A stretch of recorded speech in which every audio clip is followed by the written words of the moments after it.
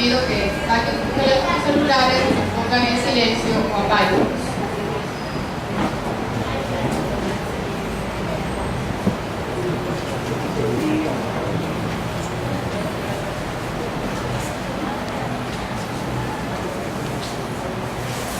Bien, bienvenidos y muchas gracias por estar aquí. Estamos aquí para la presentación del libro del doctor Edmundo Vera Manso. El doctor Edmundo Vera Manso es un guayaquileño que tiene varios títulos universitarios. Es doctor en filosofía por la Universidad Complutense de Madrid, profesor de psicología especializado en orientación educativa de la Universidad de Guayaquil, psicólogo clínico e industrial de la Universidad Complutense de Madrid, especializado en sociología política del Instituto de Estudios Políticos en Madrid. Desde 1965 ha ejercido la docencia en las principales universidades de Guayaquil y ha ocupado cargos públicos, por ejemplo, director de la Secretaría Técnica del Plan de Desarrollo de la Educación en el gobierno del presidente Jaime Rodríguez Aguilera, embajador del Ecuador en Uruguay durante los años 2006 al 2009 y actualmente es profesor honorario de la Universidad de Guayaquil y columnista en el diario El Telegrafo. El doctor Edmundo Vera Manso, en su libro El derecho a estudiar hasta el límite de las aptitudes y talentos, hace un análisis del sistema educativo ecuatoriano, al que califica como los sistemas de promoción escolar para la exclusión. Todas las personas que hemos estudiado en este país sabemos que nuestra educación se ha enfocado en nuestras debilidades más que en nuestras fortalezas. Los padres, quienes nos obligan a estudiar las asignaturas en las que tenemos bajas calificaciones, también han sido las víctimas de este sistema educativo que nos ha heredado la ignorancia, inclusive para saber hasta lo que somos y lo que queremos hacer en esta vida. Los gobiernos que no garanticen el desarrollo de las aptitudes y talentos de los estudiantes tienen que afrontar problemas como la deserción escolar, pobreza, delincuencia, drogas, prostitución, etc. En una entrevista que tuvo el doctor Edmundo Vera Manso para la difusión de este evento, dijo que estudiar simplemente lo necesario hace a las personas egoístas, que se aferran a puestos de trabajos mediocres. La mayoría está en la expectativa de los trabajos comunes y con mayor demanda, desperdiciando sus talentos y aptitudes. El doctor Edmundo Vera concluye en su libro que solo una educación de calidad que cultive hasta el límite superior de las aptitudes y talentos de todos los ecuatorianos, sin excepciones, producirá la felicidad para todos.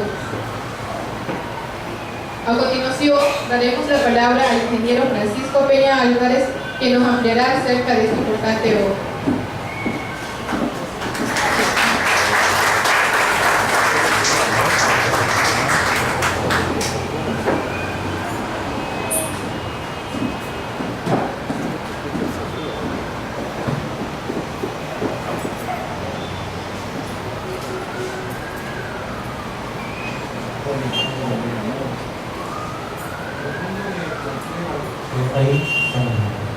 Con el mundo me planteó que colabore con la presentación de este tema, donde comenté que yo en lo civil, que mi disciplina no estaba precisamente en educación. Sin embargo, no insistió y dijo, no, que tú eres la persona más apropiada para este tema, porque tienes una visión que no es precisamente desde la educación. Anteriormente él me había pedido que ponga un comentario al libro, y en ese comentario voy poniendo alguna parte de su libro como comentario.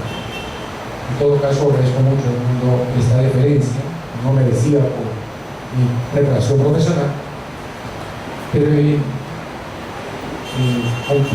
concluyendo con este tema, voy a hacer una presentación del tema y lo que dice el mundo ha preparado este libro, yo diría, como 40 años. por lo que he leído en su preparación, tanto en su contribución que ha hecho en distintas discusiones como en la preparación personal, a pesar de que él en los últimos años haya hecho la síntesis que lo ha llevado a la construcción de este libro. El mundo se enfrenta, después de su formación básica a nivel superior, a un mundo educativo que realmente es los residuos de lo que queda del siglo XVIII y XIX. La formación enciclopedista, que viene pues, de los 1500, cuando se forma la Enciclopedia de París, en las universidades francesas, que naturalmente en ese momento fueron revolucionarios, ¿no? Y contribuyeron al pensamiento que lleva a las revoluciones del siglo XIX y XVIII, que son fundamentalmente las revoluciones burguesas. Sin embargo, hoy en día hablar de una formación enciclopedista es hablar de algo formal y limitado. Igualmente, la educación estaba impregnada de esta formación humanista del Renacimiento, que más hace hincapié en la forma que en el contenido. O sea, nos enseñaban a hacer caligrafía, nos enseñaban a hacer las operaciones, pero no nos enseñaban lógica matemática, no nos enseñaban a pensar en matemática, no nos nos hablaban de la literatura. Yo recuerdo que de alguna manera nosotros todos, los que tenemos más de 30 años, crecimos en esa educación, ¿no? En esa educación que es humanista y enciclopedista, que se cuestionó, yo diría, en el siglo XX, con todos los procesos sociales, que son los procesos de socialismo y la construcción de ciertas formas de socialismo que se intentaron en el mundo, que hoy seguimos luchando por construirlas. En todo caso, el mundo fue cambiando tanto y se llenó de tantas contradicciones, estas visiones resultaron exageradamente limitadas. Hacía mucho hincapié, como digo, en lo formal, no en lo profundo. El mundo ve este mundo y participa primero en el gobierno de Juan II, en el cual contribuye de alguna manera a la primera revisión global y a una gran discusión del tema de la educación. Aquí afloran todas las discusiones que en ese momento se ven asimiladas después de la Segunda Guerra Mundial respecto al tema de educación. Toda esta discusión respecto a pedagogía, respecto a oportunidades y esta incongruencia que había entre la construcción colectiva y la realización individual. Probablemente la educación nuestra estaba más orientada hacia la realización individual, pero todo el proceso que se había dado durante el siglo XX llevaba a una conciencia colectiva, a la construcción y a la necesidad de construir una educación colectiva. Pero esta educación individual entraba en contradicción con generar un hombre pleno, y el mundo trata en este libro y construye un ensayo con grandes desafíos y rompiendo muchos paradigmas de lo que es la educación del siglo XIX. Se plantea el problema de desarrollar al hombre a su plenitud, a su totalidad, en toda su variedad y gamas, porque indiscutiblemente que para la sociedad industrial era fundamental construir un hombre uniforme que le sirva masivamente para meterlo en una máquina y procesar y producir bienes. Pero en el siglo XX, cuando ya se da una serie de transformaciones sociales y por otro lado se da el fin de la modernidad, estamos justamente asistiendo al fin de la modernidad, a volver a la plenitud individual. Entonces, en este mundo nuevo, en este mundo que muchos nos sentimos confundidos, en el cual tenemos problemas de valores y van rompiendo todos los esquemas de valores, se plantea el problema de lograr este hombre pleno. Y este es el desafío que trata en este libro: cómo desarrollar plenamente al hombre en toda la variedad de gamas y riquezas interiores. Tenemos un hombre que normalmente no es tan uniforme, o sea, no todos los hombres somos uniformes, y de hecho somos únicos, porque cada individuo tiene una riqueza genética, cultural, individual, que tiene sus propios procesos, hoy en día diríamos su propio software, tiene su propia manera de información interna y procesa sus propios programas. Entonces realmente no somos iguales. No somos iguales, pero tenemos que construir un hombre pleno y tenemos que generar una educación plena para todos los hombres. Entonces este es el gran desafío. ¿Cómo construir este hombre pleno? El mundo revisa las que vemos en todo lo largo de su obra, que realmente no he podido leer toda, a pesar de que he hecho un esfuerzo. Y probablemente no haya entendido muchas cosas que él trata, pero indiscutiblemente hace un esfuerzo enorme por educar incluso a los ingenieros, ¿no? Un ingeniero como yo leyendo una obra pedagógica y educativa. Indiscutiblemente ahí tenemos un gran desafío, pero un desafío de encontrar un hombre armónico, pleno, que se pueda desarrollar ante toda la conflictividad que tiene el desarrollo humano y la individualidad humana. Hoy en día justamente encontramos un gran desafío, yo diría, toda la humanidad, que es el encuentro entre los diferentes. Hoy en día la vivencia humana prácticamente va a depender de que podamos manejar a los diferentes. De hecho, este encuentro entre culturas, este conflicto nuevo que la humanidad comienza a afrontar, el encuentro entre los diferentes, es justamente parte de este gran desafío que la humanidad tiene.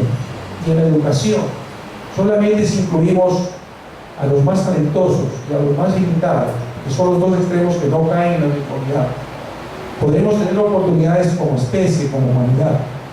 Normalmente el talentoso es un hombre distorsionado, es un hombre que tiene muchas capacidades en algo y es atrófico en otro.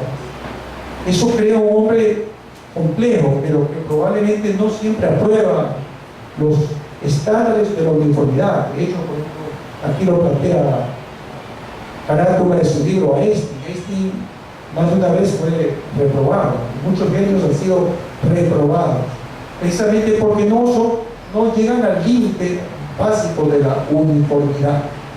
Y la educación ha sido hecha para la uniformidad y reprueba a todos los que no llegan a esa media en todos los planos. Y justamente en este libro se plantea el desafío de tomar una educación que sea distinta, que reconozca las capacidades, los logros individuales, de los talentos y acepte dentro del proceso educativo a las limitaciones de los géneros incluso, ¿no?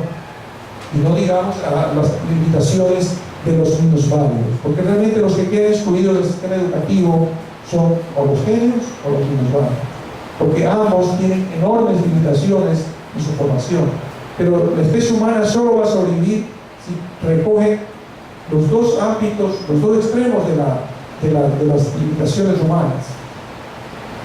En una educación para el siglo XXI tiene que ser una educación que incorpore todo eso. De hecho, nuestra Constitución, por ejemplo, estaría dentro del esquema de lo que sería una tercera revolución cultural, pero en la práctica no construye ese modelo. Entonces de eso se trata, de tomar este desafío. Yo creo que el mundo con su libro nos invita a reflexionar, a pensar sobre las limitaciones que tiene la educación, sobre los enormes desafíos que tiene la educación y a romper paradigmas, o sea, romper estos esquemas de que para que un profesional sea incorporado o un ser humano sea aceptable en la sociedad, en el mundo educativo, tiene que aprobar cierto número de materias.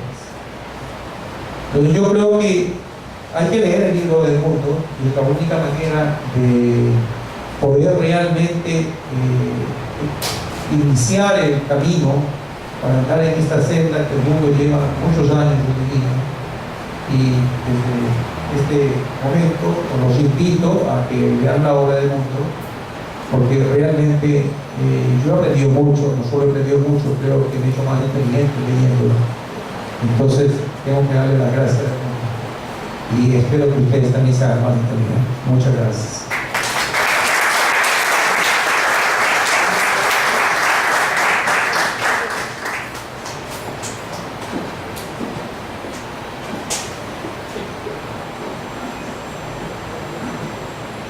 Gracias, ingeniero.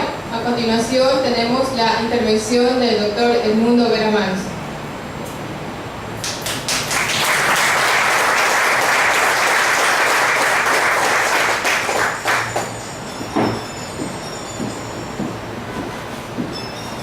Muy buenas noches con todos, en su gran mayoría o totalidad, excelentes amigos y amigos de la educación.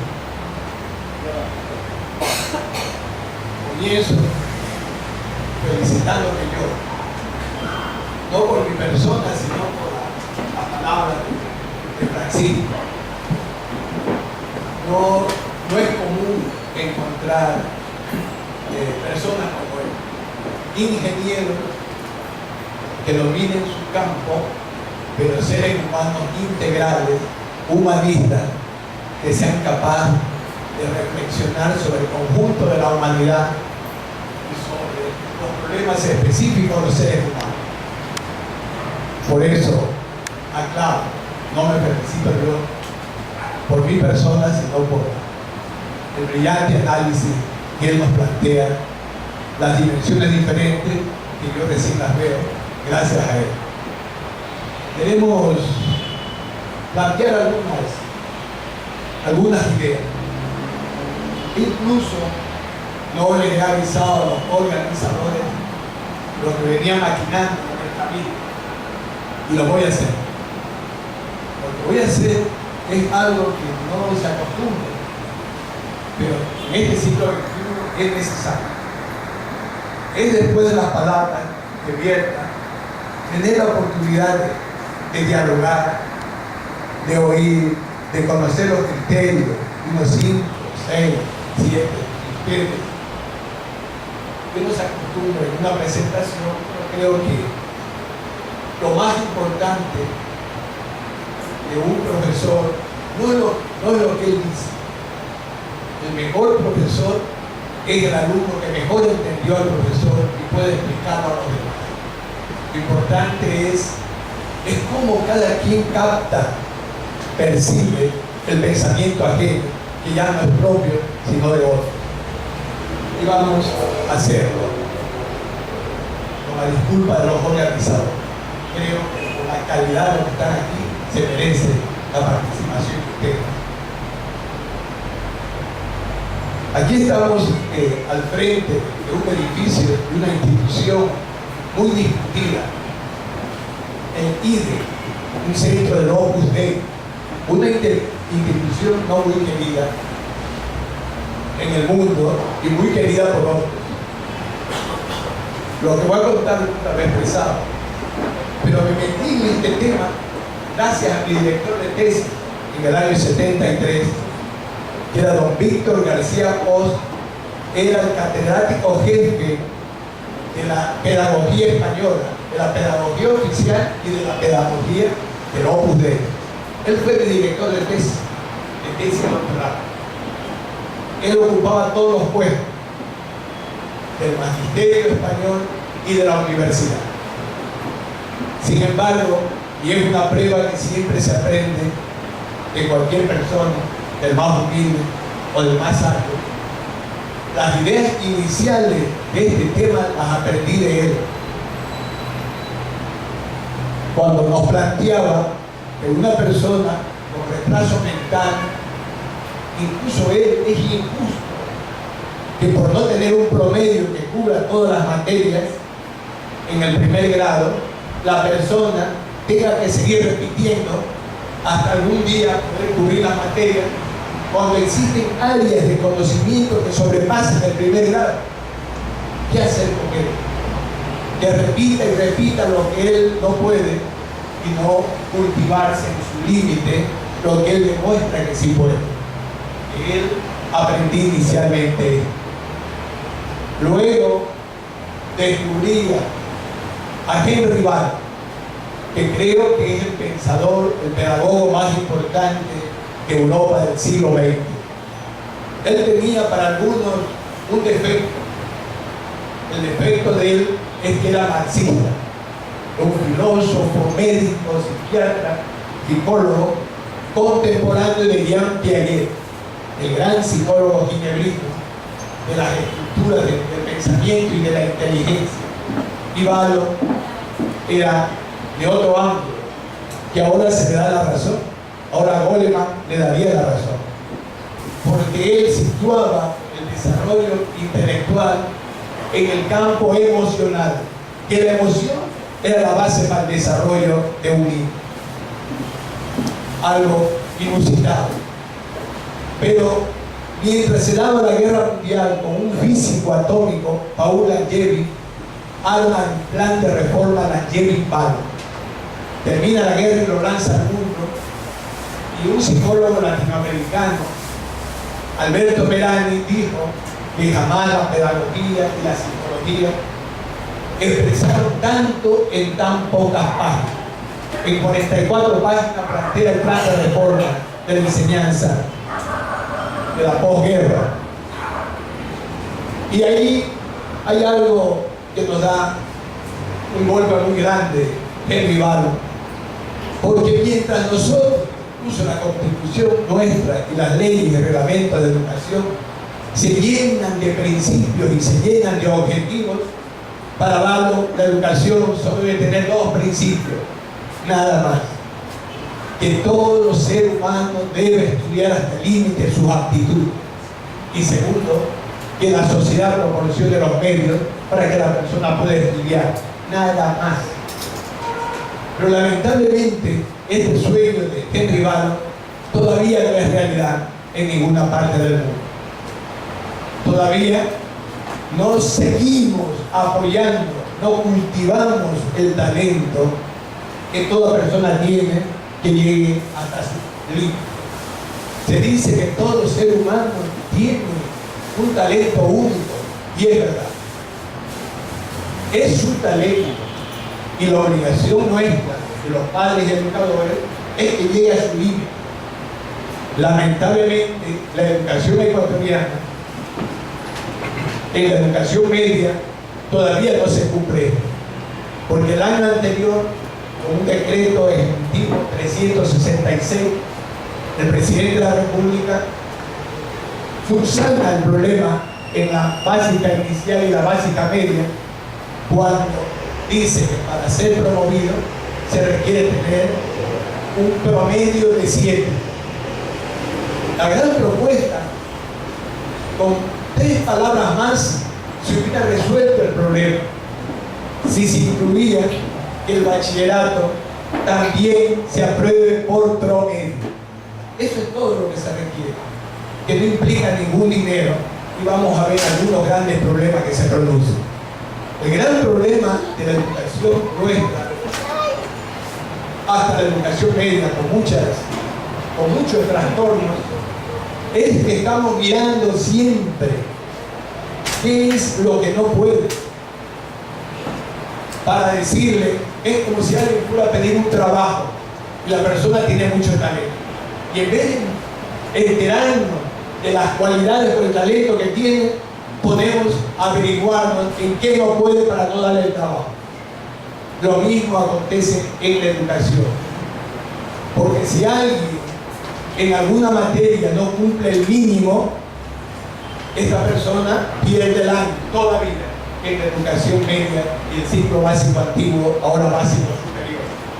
Todavía, lo que es una cuestión antidiluviana es una cuestión absurda, es una cuestión que no respeta los derechos humanos. Hoy estamos en día de los derechos humanos, porque la educación tan solo como derecho es el derecho a ingresar a la educación, pero no garantiza que la persona continúe hasta su límite.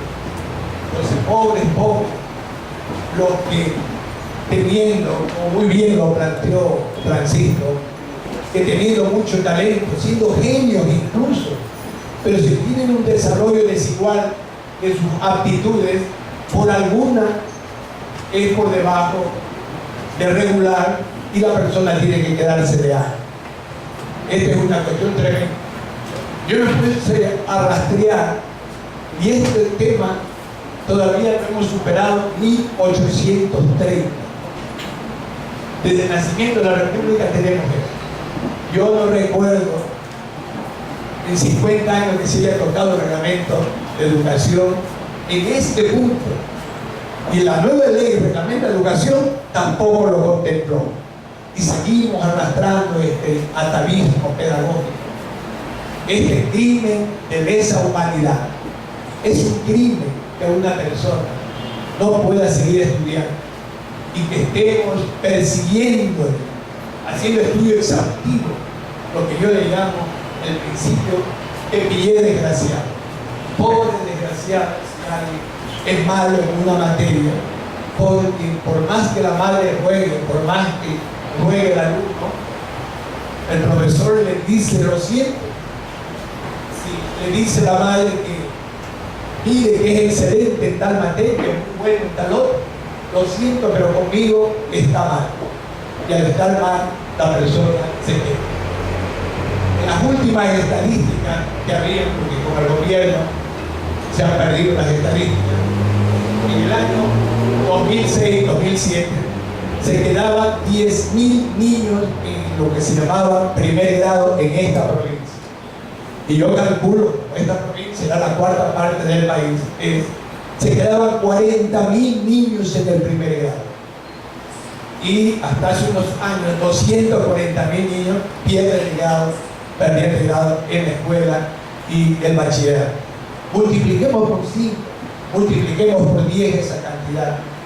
¿Cuánto desperdicio por esta concepción? Pero dicen que el mal de muchos consuelo de tontos. Yo en el Uruguay tuve reuniones de horas en la Escuela Ecuador de Montevideo con todos los maestros reunidos, y ellos no concebían, los maestros y muchos padres no conciben que una persona, por ser malo en una materia, la persona pueda ser promovida si tiene un promedio de acuerdo a un reglamento. Está carcomida profundamente en la mente, casi como un instinto, como un hábito profundo, el creer que hay que repetir el año porque se es malo en esa materia. Se valdría la pena reflexionar mucho sobre este punto y sobre el gravísimo daño que produce. Yo recuerdo hace 55 años, cuando estudiaba en el bachillerato, que cuando una persona rendía mal en una materia, se tiraba al abandono, se hacía la pava, faltaba clase y no pasaba más. Pero ahora las cosas es diferente. Una persona que sabe que se va a quedar de algo, sabe que no le gusta esa materia, olvidémonos por qué causa, olvidémonos que por el profesor no motiva al alumno o porque el alumno no tiene actitud, cualquiera que sea la causa. ¿Qué provoca? Ahora el alumno se dedica a las drogas. He estado en una reunión hace poco con las máximas autoridades policiales en el colegio 28 de mayo sobre los problemas de la comunidad. Y todos los problemas, no se habló nada de delincuencia, toda la angustia giraba alrededor de las drogas, sobre la impotencia de los padres y de los maestros, porque se sienten desvalidos, porque muchas cosas que el sentido común indica que se puede hacer, se dice que eso es violar los derechos humanos. Yo he expresado ahí alguna vez ante jueces, ante fiscales y ahí delante de media policía, y si a mí me pueden escoger que como padre o como cualquier persona, como ciudadano, si yo veo que alguien se va a tirar por una ventana, que alguien se va a drogar, yo lo detengo en cualquier forma sin pensar que estén violando los derechos humanos. Porque con ese pretexto, bueno, yo he visto que hay padres que tienen miedo de revisar a sus hijos porque están violando los derechos humanos. Las autoridades educativas no pueden ser porque están violando. Entonces hay unas disposiciones que están acorralando a las personas. Pero esa es una consecuencia del problema de la exclusión educativa que se da por el mal manejo de un reglamento de promoción escolar, que es un tabú intocable en la educación media todavía, en el bachillerato. Es un tabú y algunas autoridades en Quito llegaron a convencer al presidente de la República para que no incluya el bachillerato como promedio, que hubiera resuelto un gran problema.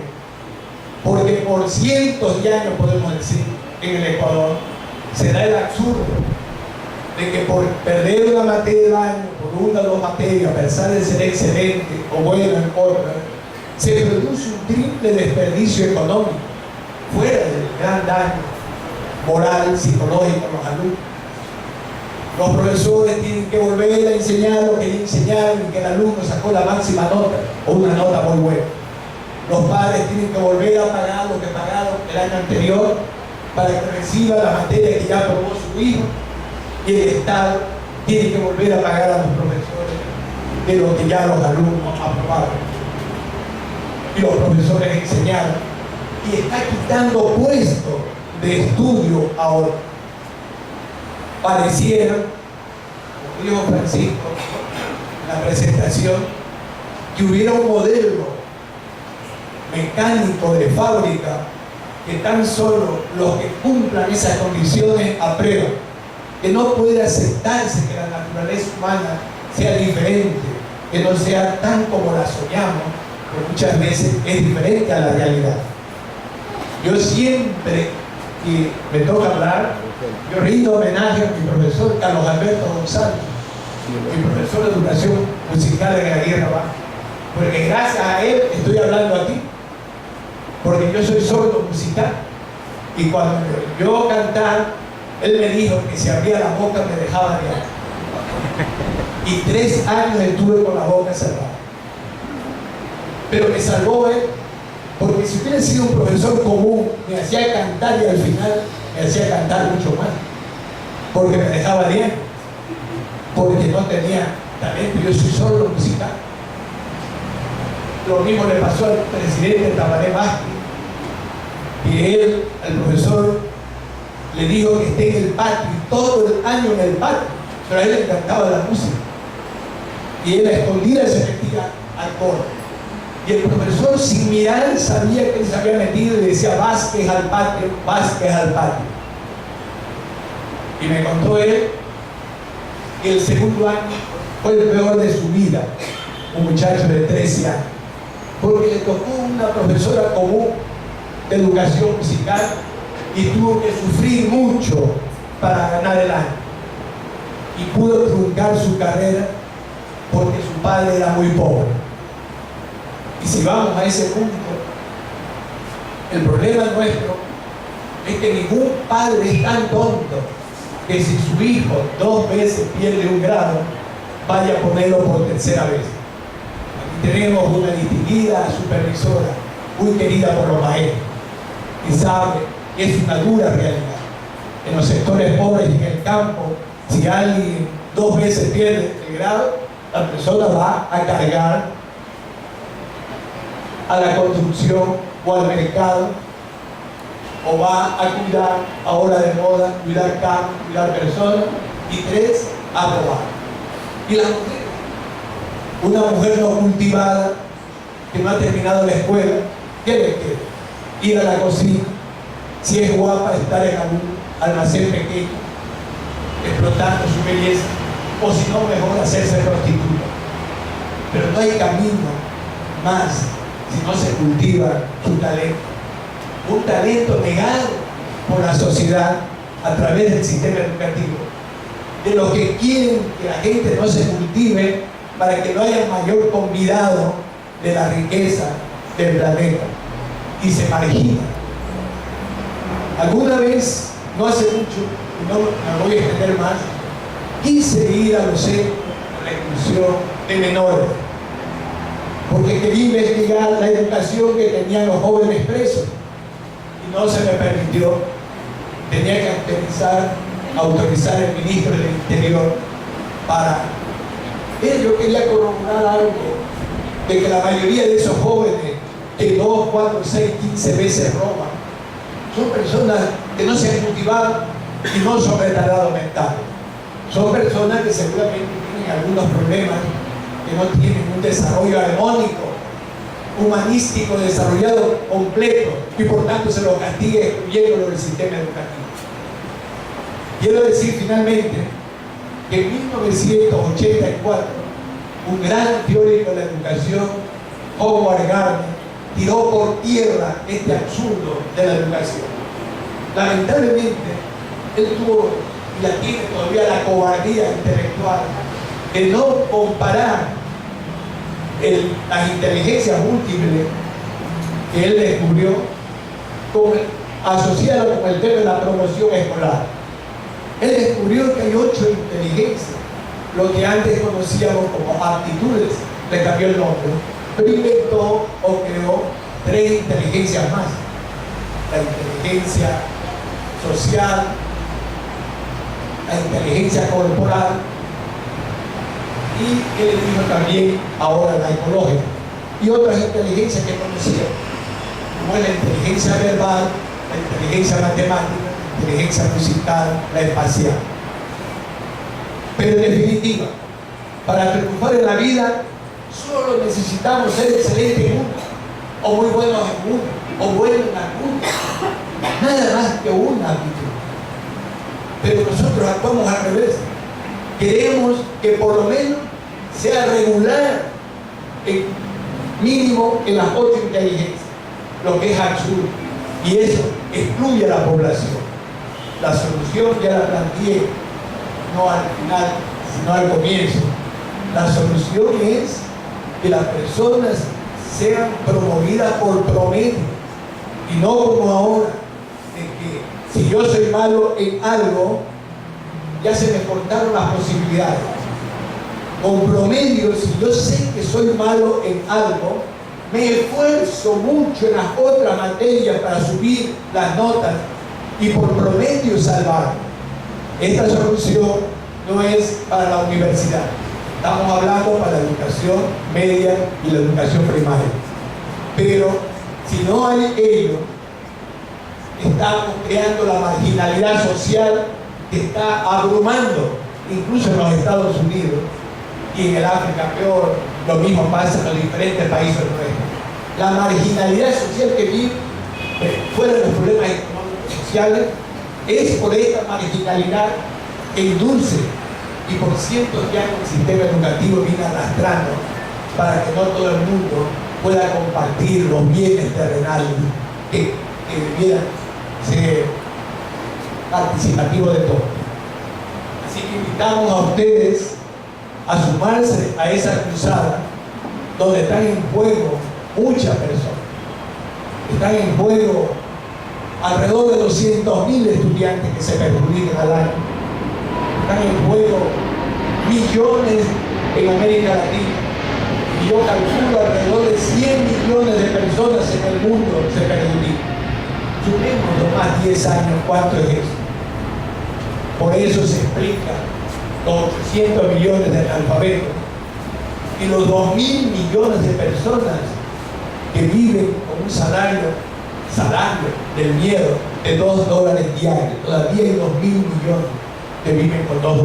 No se sabe cómo, pero viven.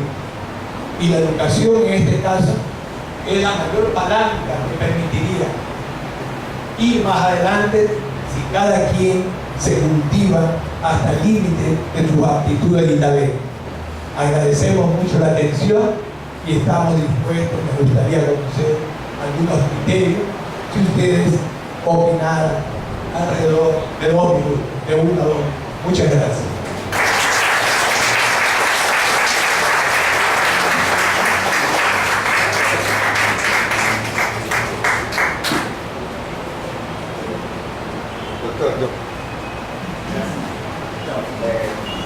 Buenas noches, mi nombre es Fernando Ruiz, mi profesión es auditor y tengo el privilegio de ser amigo del doctor Lea y a veces compartir temas de interés, no solamente de Ecuador, o de América Latina, sino que son intereses globales.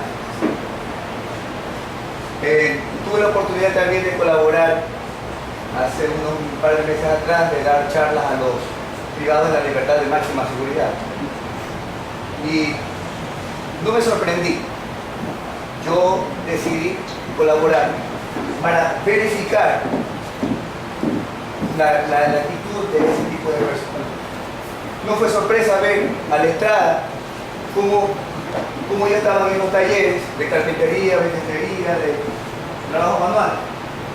Hubiese querido tener una cámara, pero no permite, para poder demostrar que ustedes veían unos niños, no veían a delincuentes. Le solicité a la que es especialista en trabajo social que me muestre el informe, porque hace un informe, periodo. Como se le informe muy directamente a la parte más precisa. Resulta ser que 8.7 de cada 10 privados de la libertad nunca supieron de niño qué es cariño, amor, hogar de familia, nada. Esa es la real sociedad, la que no vemos, la que no se visibiliza. El sistema que hace referencia al doctor Vera con la relación de la dotación media conlleva esto. Nosotros señalamos al delincuente común, pero como no visibilizamos al delincuente de cuello blanco, ni siquiera lo imaginamos que es un delincuente. Y comentar al respecto es, si bien es cierto que está en un proceso de cambio de educación, es nuestra responsabilidad moral, intelectual, responsabilidad emocional, tratar estos temas. No importa si es dentro de una casa, o en el parque, o en el barrio, no importa. Uno siempre tiene que vocear, decirlo, expresarlo, o escribirlo en las redes sociales. De tal forma que puede que haya un eco que tenga mayor fuerza y dar mayor tratamiento a lo que está profesionalizando el doctor. ¿Qué resulta en las empresas? En las empresas es lo mismo. Las personas que verdaderamente son honestas y son éticas no ascienden. Gracias.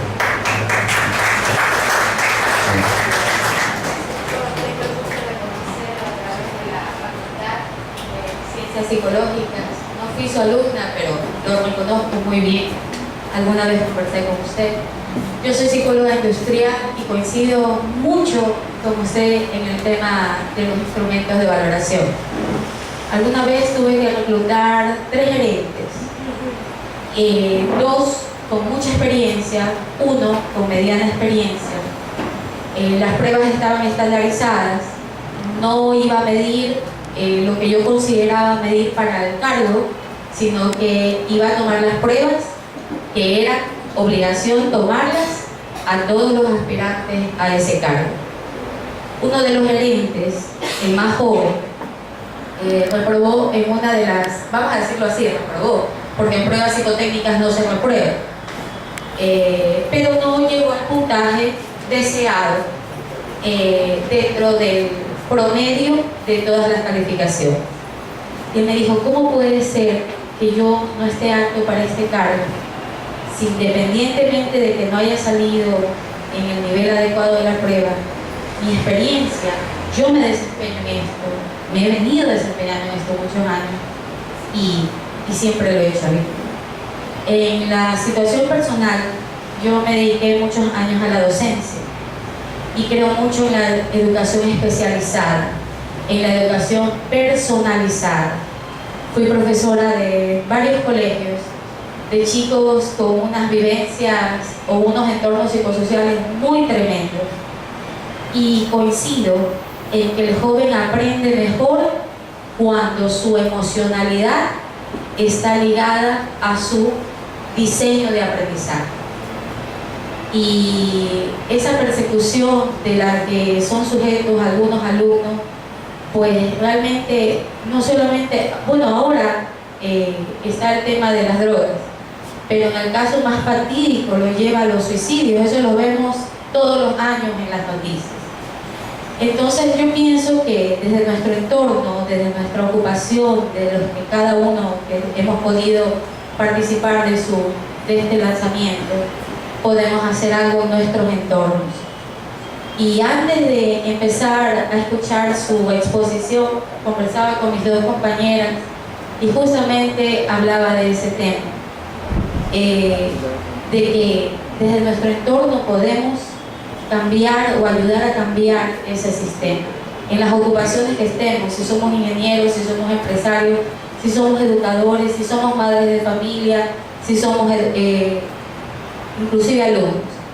En todo caso, creo que la propuesta que usted ha hecho es un llamado de atención que debe tener un eco a partir de este momento.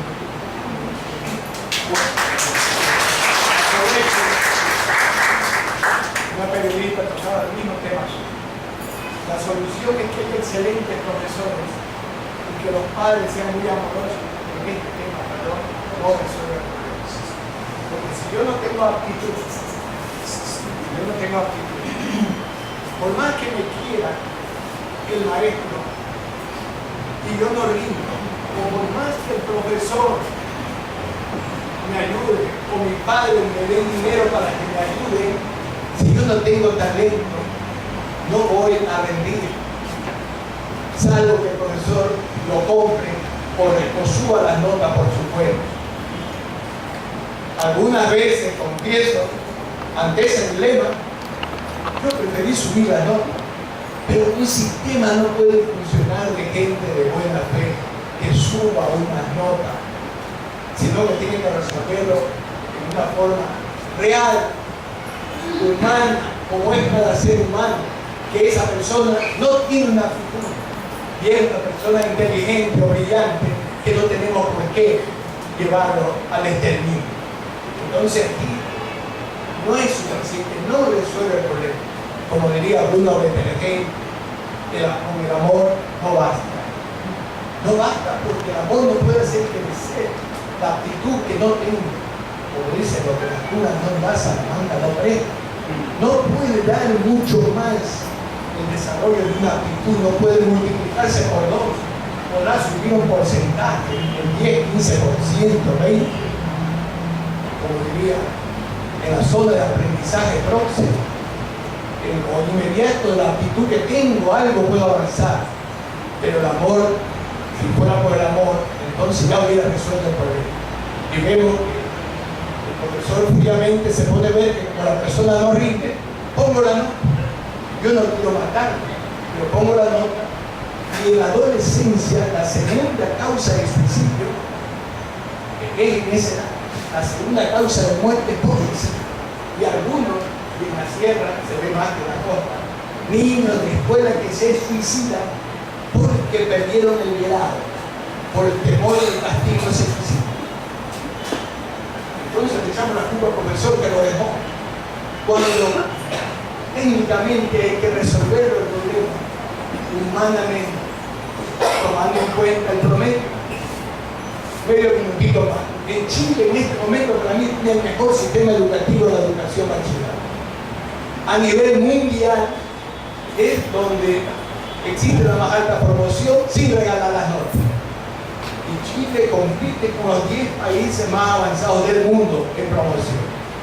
Y posiblemente las protestas de los estudiantes chilenos, que tienen como 7 años de protesta, todo el gobierno anterior, antes con la Bachelet y siguen con la Bachelet, es por la excelencia del sistema de promoción. Lo pueden ver en internet. Hay un decreto sobre la educación media, una maravilla. Seguramente intervinieron muchos psicólogos. Aquí en el Ecuador han ayudado mucho los reeducadores chilenos y ellos influenciaron el Ministerio de Educación para que tengan esa maravilla de reglamento. Y ha resuelto ese problema, que en nuestro caso, en la educación primaria, ya está resuelto a partir de este año. Y no quisiera que pasen más personas que se lo sacrifiquen en la educación media. Habló última intervención. Eso es muy importante para mí. Buenas noches, doctor. Felicitándolo Pero usted ha mencionado en la presentación del ingeniero hizo alusión al tema que originariamente la educación está programada para prácticamente robotizar el sector industrial del ser humano. Pero lo que usted está mencionando también es preocupante porque usted analiza el tema de los promedios para el sector primario y secundario. Pero en estos momentos ha colapsado en el sistema universitario, particularmente en la Universidad de Guayaquil. La exclusión del estudiantado es bárbara por el sistema precisamente de medición de las actitudes y capacidades de los estudiantes, ante una exclusión en la que a nivel nacional ya se menciona como estadística cerca de 500.000 estudiantes no han podido ingresar a las universidades con este nuevo sistema que se ha aplicado, que se observa no es en una derivación y secuela gravísima de este proceso que está viviendo el sistema educativo ecuatoriano. La pregunta mía sería cómo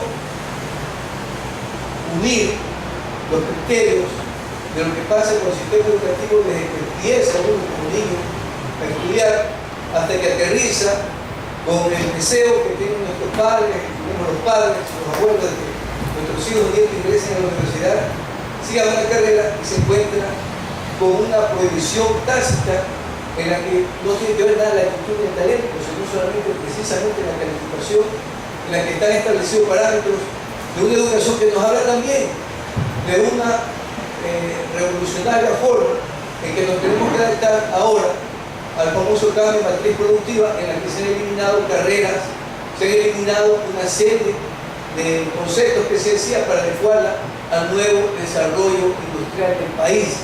Entonces, como que hemos retrocedido desde el pasado, pero ha colapsado el sistema universitario y todos los profesores y estudiantes universitarios en este momento están debatiendo este tema y no se encuentra una solución. Es la que quería aportar como periodista en el tema, doctor. Sí.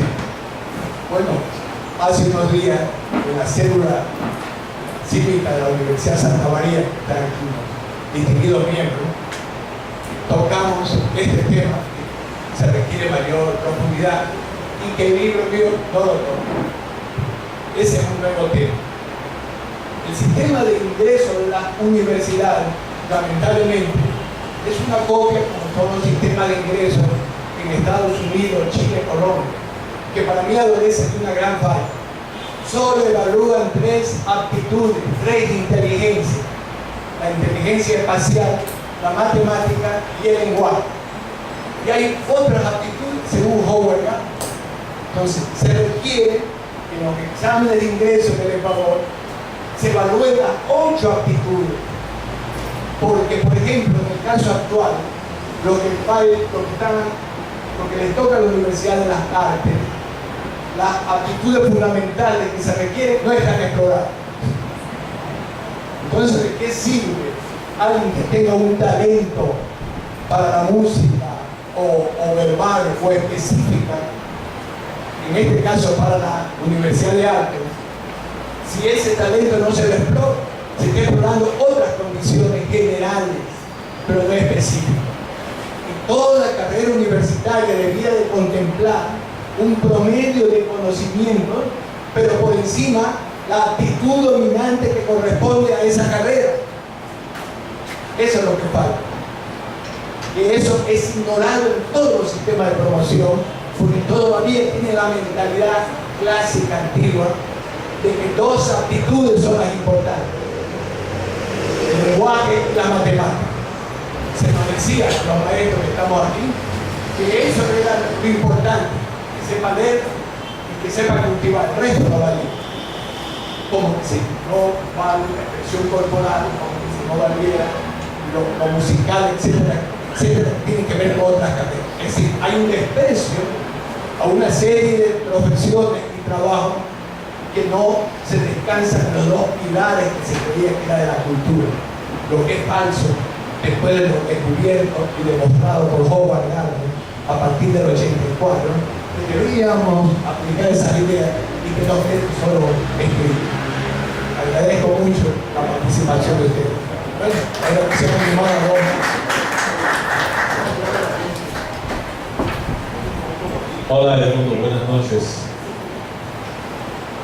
En realidad no quiero ser crítico y voy a hablar desde mi punto de vista como jubilado. ¿Hasta qué punto el derecho es aprender más allá de estudiar? No como crítica, sino como una pregunta de esas que a veces hay. Y justamente ese límite, ¿hasta dónde lo estamos poniendo exclusivamente por edad? Hemos hablado de escuela y de colegio, ya la universidad lo ha planteado perfectamente bien el compañero. Pero, ¿y nosotros? Porque a pesar de que alguna vez obtuvimos un título universitario, ¿acaso no tiene la población, aquella que no fue jamás a la universidad, el derecho de aprender, o sea, estudiar hasta el límite de esas aptitudes que todavía tienen? En Ecuador solamente existen 2 universidades que tienen programas, pero los programas son tan pobres que le pueden hacer a los ancianos tortillitas de manteca, esas cositas así, ¿no? Pero no se les desarrolla a escribir, porque cada uno de nosotros somos por lo menos un libro, somos una historia, pero no aprendimos nunca a manejar el idioma, no se nos enseñó a escribir, a razonar, a hacer conocer que cada uno tiene una historia dentro de sí y que la hemos descuidado, no la hemos escrito a lo mejor, quizás que sí. Entonces, hay muchas cosas. No puedo dejar de felicitarte porque el tema es extraordinario, pero por favor del mundo, cuando puedas, incluye también ese derecho del adulto mayor a la educación superior. Allí está, creo, un límite. Perdón, él habla así porque es un terrorista de la corta edad y se suma al réclame de este extraordinario que es Emilio Espinosa. Yo me recordaba lo que decía, que fue decano de la facultad, de que no es autogestionario, es parasitario. Esa famosa educación, y usted plantea, y estoy de acuerdo, que hay que pelear y que el Estado es un terrorista cultural. Usted lo dice textualmente en su conferencia, en el telégrafo y todo, ¿no? El Estado se asegura de que no avance uno en sus actitudes, de acuerdo. Pero también pongámonos a pensar el tipo de enseñanza asumamos que desarrolla actitudes, ¿para qué? Para desarrollarnos en su desarrollo. El ser humano no solamente está aquí en Ollantay, el ser humano sale y estoy cuidando que no me chineen. Estoy cuidando que realmente estoy en una ciudad donde hay más carros que gente. Ciudad en la que un guineo vale 2 reales por allá y consumimos y despreciamos completamente madre natura. Usted me recuerda hace como 30 años cuando ingresó a la Academia Nacional de Ciencias, planteaba que somos simples habitantes de paso en una galaxia que no sé por qué se sigue sosteniendo en todo el cosmos. Entonces, educar no solamente para famosos talentos y aptitudes para ser profesionales de una carrera en que se aprueba con promedios o no. Educar realmente para la vida. Educación, recordaban antes el doctor Ricardo López, sí, es sacar, no es meter como nos meten. Es de alguna manera provocar a fin de que salga lo mejor. Ahí discrepo con todo el mundo, todos ustedes. Yo sí creo mucho en el amor. Y la madre y todo, lo que pasa es que no hay madres. Han hecho creer que son profesionales y los padres son disfuncionales. Si no están inmigrantes, es una forma de que el Estado trague de este pueblo, traga de los migrantes, traga de los narcos, traga del petróleo, ya se le acaba el negocio del petróleo, lo está tragando siempre, no del cultivo, no de la cultura, no de la vida, sino de los profesionales que de alguna manera son los que aseguran que los vulnerables, la mayor parte, no solamente los de la cuarta edad, como dice Ricardo, sino la mayor parte sea operativo y no piense y aplaude como foca o sea alzabano. Yo tengo esperanza de que usted como pensador solitario, siempre he soñado que sea ministro, que sea alguna cosa, ojalá que le den chance, ojalá que no le van a volar el carro y lo manden nuevamente al exilio uruguayo a otro lado y que logre hacer algo, alguna cosa, porque yo sí creo que una golondrina sí hace verano, que siga provocando, que siga diciendo, porque yo sí creo que aunque sea un oído perceptivo va a escuchar y será una bomba de tiempo entre tanto estúpido que aplaude como foca, entre tanta gente que acepta la cocalización del alma, que solamente se alegra cuando una trilavadora de 11 sicarios, digamos, gana algo a alguien, cuando la verdad el propio fútbol es una porquería y no hay un solo equipo que sea regular. Pero en cambio 12 sicarios, si matan a un Messi, matan a una cuestión y le ganan a cualquiera. Y este pueblo estupidizado por la gran propaganda oficial y no oficial, aplaude y se alegra con música triste. Eso usted lo ha tocado a veces en la cátedra y tangencialmente en el telégrafo. Pero para mí esa es la verdadera educación, para la vida, no para una carrera y cosas por el estilo. Y usted sé que lo va tocando, sino que él es muy peligroso. O sea, sí, usted de todas maneras causa escozor. Usted más lo quieren afuera que aquí. Y por eso sospecho que lo mandarán de embajador o alguna cosa para que no siga jodiendo. Muchas gracias.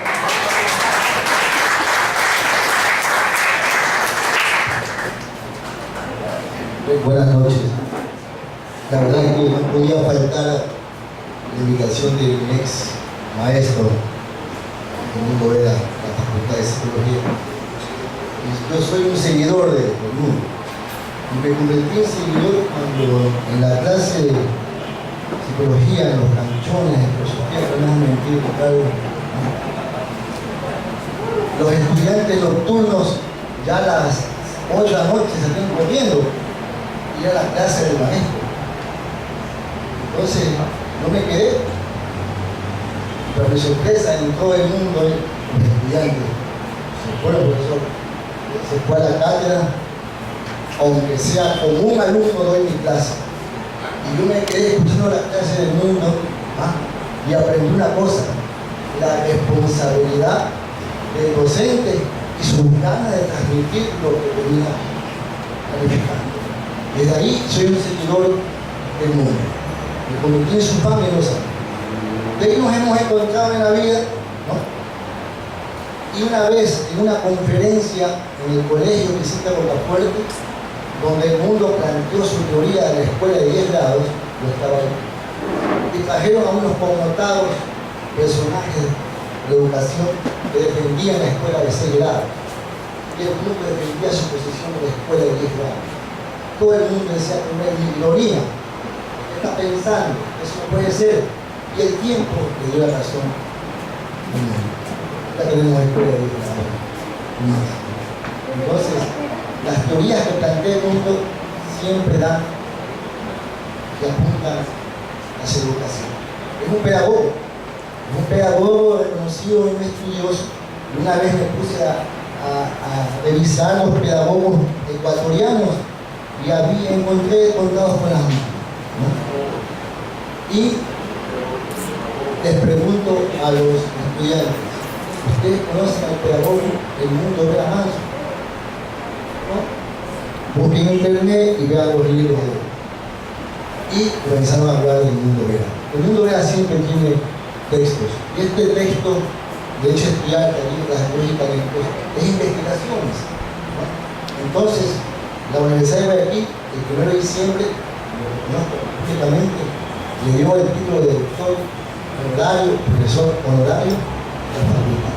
Invito al mundo a que continúe la investigación como profesor honorario y que nosotros tengamos mucho más cerca. Muchas gracias. Esta noche muy emotiva, querido maestro, querido amigo. Nos identificamos en el quehacer educativo. Fui su alumna, he seguido los pasos de la educación. Te decía que soy maestro y soy psicólogo, pero más amo ser maestro. Y usted nos motivó a muchos, entre ellos a Blanca Cena. Me motivó la importancia de cultivarse y de cuando se pueda viajar. Y yo, gracias a usted, me motivé mucho para asistir, con mucho sacrificio, por supuesto, para viajar. Usted me motivó mucho para viajar a Cuba. Usted fue el culpable que yo vaya a Cuba, Congreso Internacional de Desarrollo de la Inteligencia. He viajado por México a otros países separados, Venezuela, también estuve en Lima. Y entonces yo recuerdo a usted, porque estamos, vuelvo a repetir, en el mismo tren, en el mismo barco. Entonces, esto del quehacer educativo, usted tiene algo que ver también, trabajo con los talleres de técnicas de estudio, de motivación, de todo lo que tiene que hacer el niño para desarrollar más y mejor su personalidad, su concentración, su manejo de agravios. Y yo amo a este hombre, en el buen sentido de la palabra. Un aplauso grande a usted.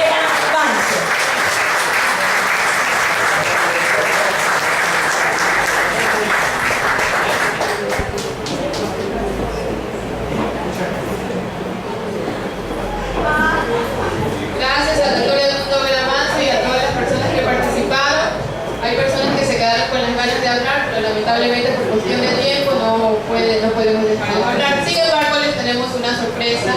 Hemos traído a una gran artista, a una chelista. Ella es una concertista de la Orquesta Sinfónica de Guayaquil y también es una concertista internacional. Ella es argentina, pero está radicada desde hace muchos años aquí en Ecuador. Sus estudios los cursó en Argentina y los completó aquí en Ecuador, en la Universidad de Espíritu Santo. Por favor, démosle la bienvenida a Carla Campos.